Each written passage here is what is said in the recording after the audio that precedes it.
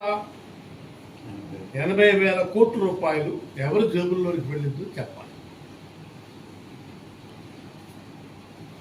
అంతే కదా, మేము చెప్తున్నాం. సరిగా అందులో ఎంత ఇచ్చేసాం, మిగిలినటువంటిది ఫలానా దానికి ఖర్చు చేశాం అన్నటువంటి చెప్పుకునే పరిస్థితి ఉంది.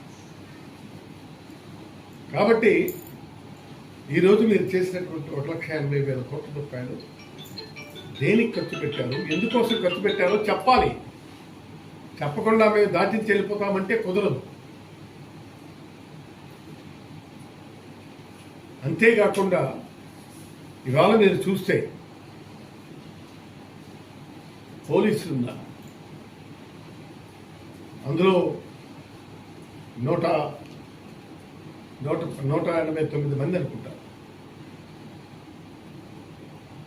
వాళ్ళకి ఇంతవరకు జీతాలు లేవు, వాళ్ళ పోస్టింగ్ లేవు. ఈ విధమైనటువంటి పరిస్థితి, పోస్టింగ్లు ఇవ్వాలి కదా. సంవత్సరం పైచిలకైంది ప్రభుత్వం వచ్చి. వాళ్ళ మీద మీకు ఏదైనా సరే గ్రీవెన్స్ ఉంటే నాన్ ఫార్మల్ పోస్టింగ్ ఉంది.